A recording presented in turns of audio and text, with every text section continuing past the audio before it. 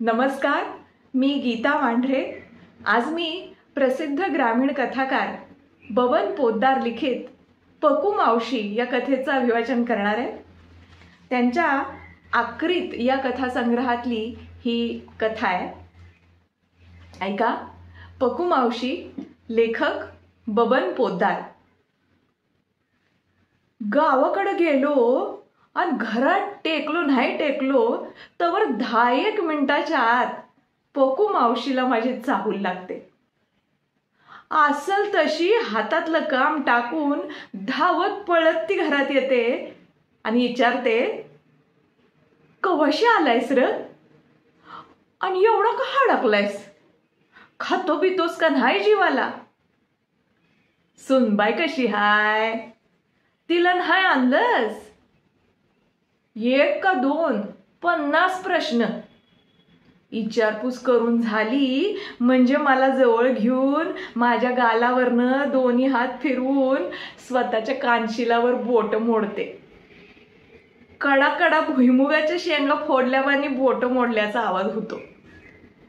वर पुन्हा म्हणते, बघ माया अशी वाईट असते बाबा, मोडली का नाही बोट कडा कडा। मी तिच्याकडे बघत बसतो। तिची करडी बुब्बुळं वल्लीगार झालेली असतात। मला राहवतच नाही। मावशे करून मी तिच्या कुशीत शिरतो। तिला मग जास्तीच उमाळा येतो। मला पोटाशी धरून ती बोलते, हायच नव आता 4-5 दिवस? मी मानेनच वय म्हणून सांगतो। माझ्या आईकडे बघत मग ती म्हणते, शांताबाई पोरासाठी सांडगण भातवडे घेऊन येते ग आमच्या घरातनं। सांडग्याचं कालवण करून घालती याला आज, चवीनं खातो बघ कसा। घेऊन ये चांगलं घमेलभर सांडग आणि हरा भरून भातवडे घेऊन ये। मी खोडील पोरासारखं बोलतो। लहानपणाचा वाणपणा गेला नाही बघ अजूनही। घरी जाता जाता ती बोलते आणि उठून चालायला लागते। ती गेलेल्या दिशेला मी बघत बसतो। पकू मावशी आमच्या गावच्या पाटलाची एकुलती एक बहीण। पाटलाला समदगाव यशवंत आबा म्हणून ओळखतं। पकू मावशीचं खरं नाव अजूनही मला काय कोणालाच माहित नाही। समधी गल्ली आणि गावात बी तिला पकू मावशी म्हणूनच हाका मारत्यात। पाटलाच्या काकीनं म्हणजे मावशीच्या आईनं लहानपणीच तिचं लगीन लावून दिलं होतं। लहानपणी म्हणजे कुणी सांगतं पकी लग्नात 4-5 वर्षाची होती, तर कुणी म्हणतं कुठली 4-5 वर्ष, पाळण्यात होती तवाच काकीनं तिला बाशिंग बांधलं। तिला म्हणजे पाळण्याला। तिचा दाला पिलिकात मेला तवाच ती होती 4-6 वर्षाची। लहानपणी मला हे समज ऐकताना मोठा अचंबा वाटायचा।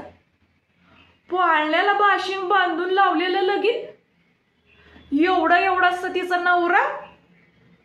पिलिक म्हणजे प्लेगाचा रोग, उंदरापासनं तो फैलावतो। मानला गळ्याखाली मोठी गाठ येते आणि 1-2 दिवसात माणूस तडकाफडकी मरतो उंदरासारखा।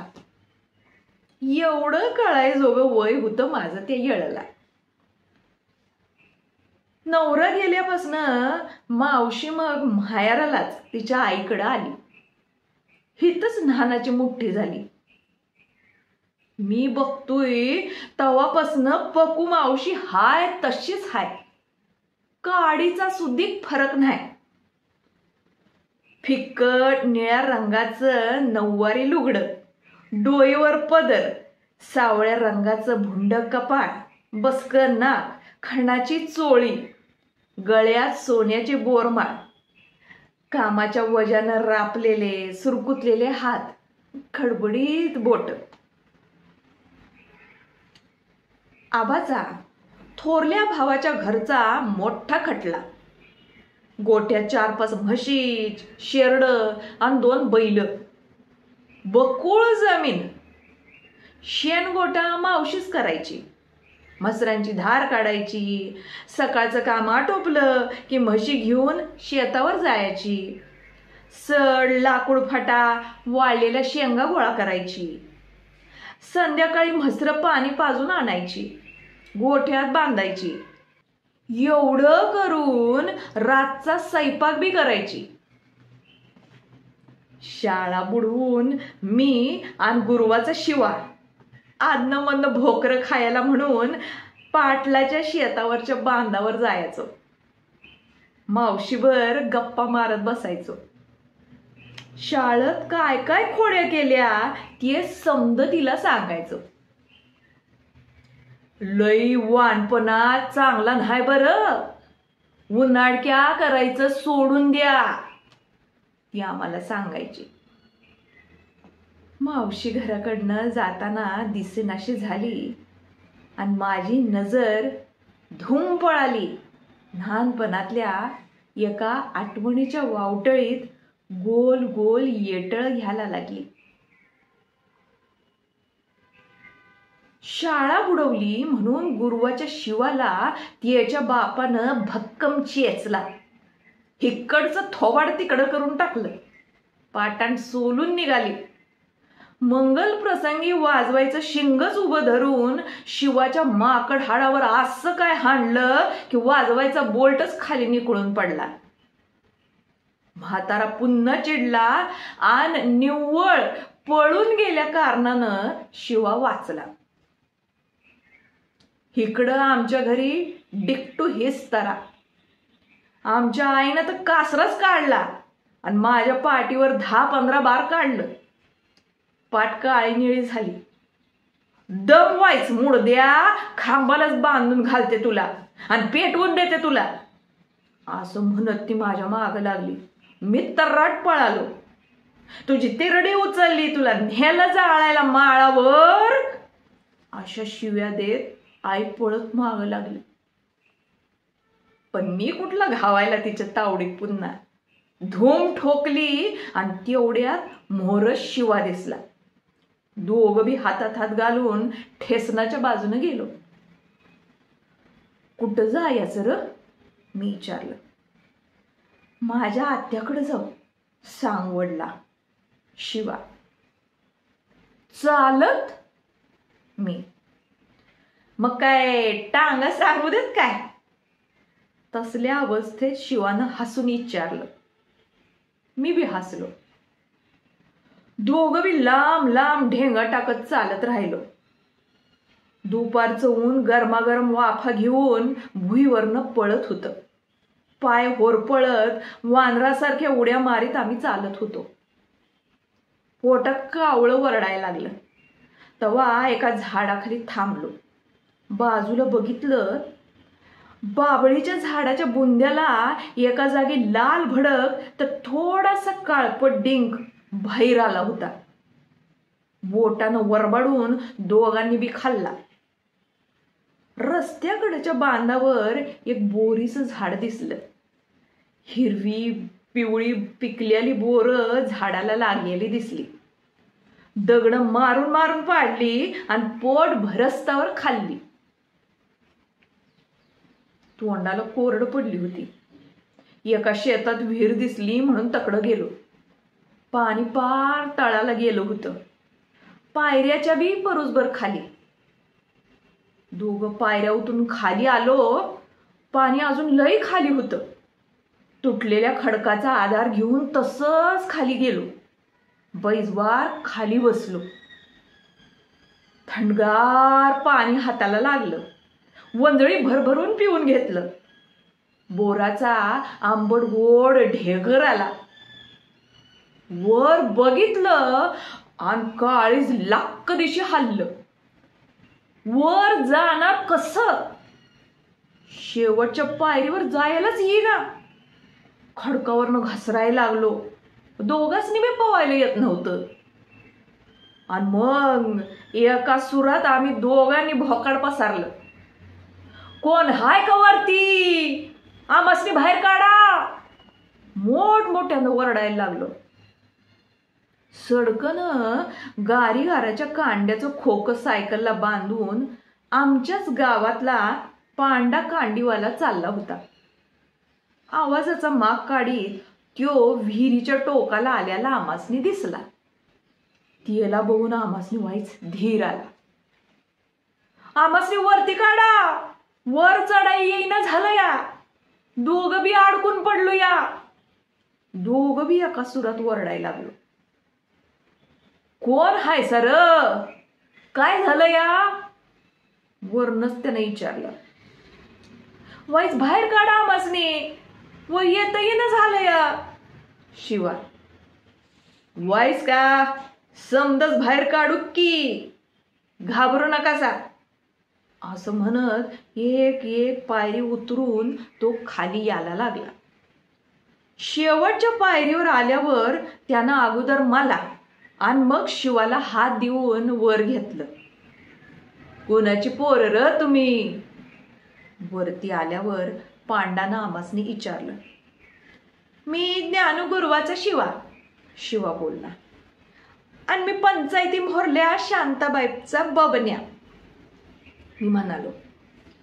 नव, इकडं कुठं आला होता सर, उन्हाचं? पांडाने विचारलं. पळून चालू होतो सांगवडला. पायऱ्या चढता चढता शिवानं बिनदिकूच सांगून टाकलं. केर कशा पायी? त्यानं पुन्हा विचारलं. मला बाण आणि हेला त्याच्या आईनं लई लई मारलाच. शिवानं अजून माहिती दिली. उगच्या उग माराया तुमच्या आई बापाला काही याड लागलं या भय? पांडा रागानं बोलला. काल शाळा बुडवून भोकरं खायला गेलो होतो, एवढंच निमित्त. मी म्हणालो. लई शहाणा हायसा, शाळा बुडवतायसा. भडव्यानू उन्हातानाचं गारी गारी काय लागल्यावर कळल तुम्हासनी. वर आल्यावर त्यानं दोघांसनी बी सुनावलं.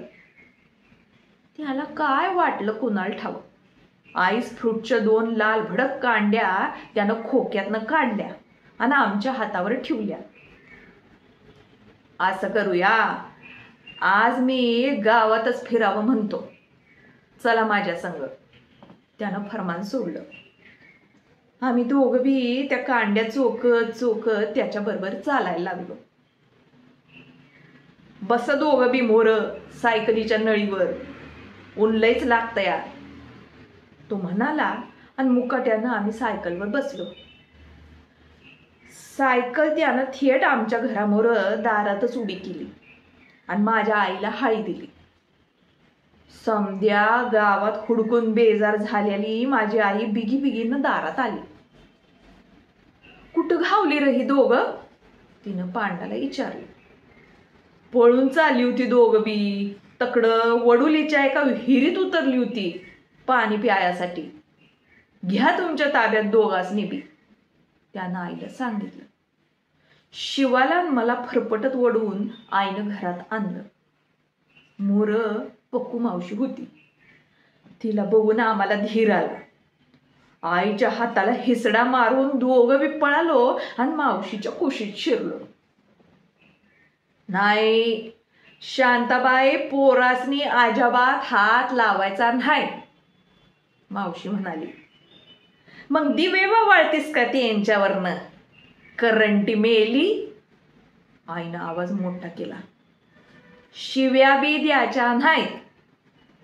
अगं पोर ती पोरच शेवटी, वाणपणा काय असाच राहतो या.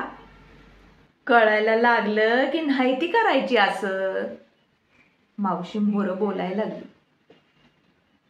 लई येळ तिनं आमासनी पोटाशी धरलं. माझ्या कपाळाचं मटामटा मुक घेतलं आणि आईला ऑर्डर सोडली. शांताबाई, पोरासनी 4 घास खायला दे, भुक्याली असत्याली. मावशीची माया बघून आईनं बी राग सोडून दिला. आमासनी जेवाय वाढलं.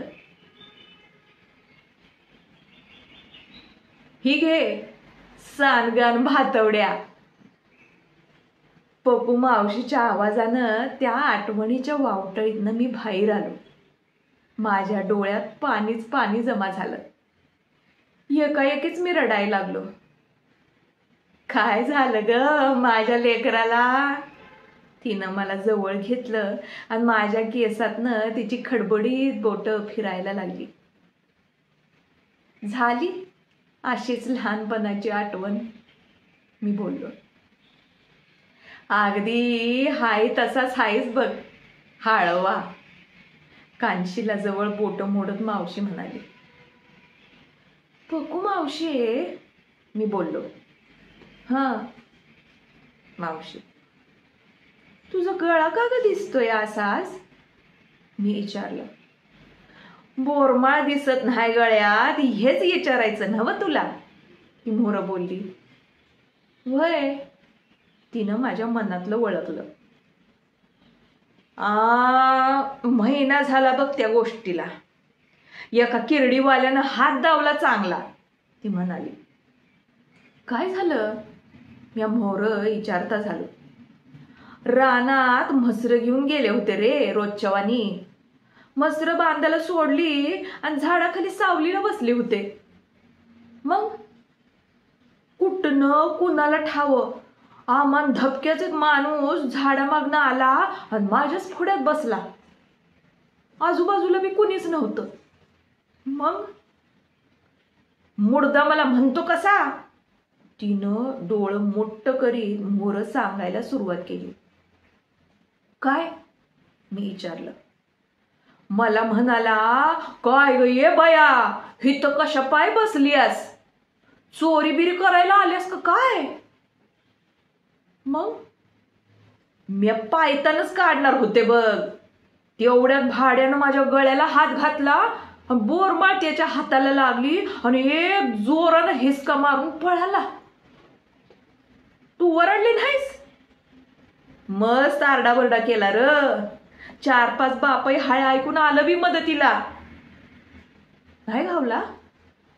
कुठला घावायला, लांब लांब पळता पळता उसात शिरला. समद बापई तकडं पळालं. लई लई हुडकला बघ, नाही लागला हाताला. मग काय, डाग गेला त्यो गेलाच. बोलता बोलता मावशीच्या डोळ्यात पाणी तरळलं.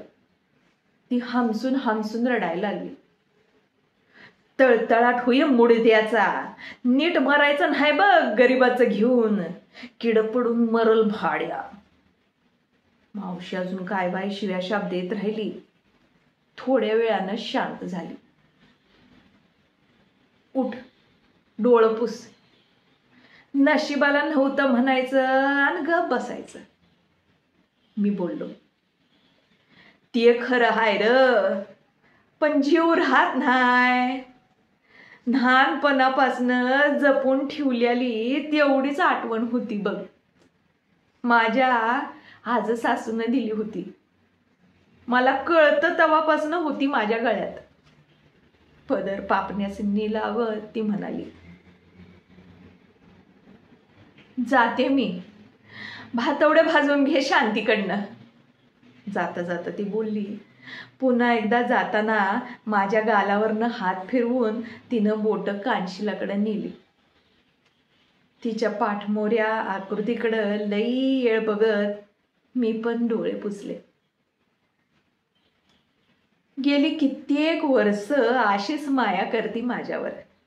अजूनही तान्या पोरावानी मला जवळ घेती, माझ्या कपाळाचं मुक घेती. मला बघितलं की तिच्यातली माऊली जागी होते. काय करू आणि काय नको असं होऊन जातं तिला.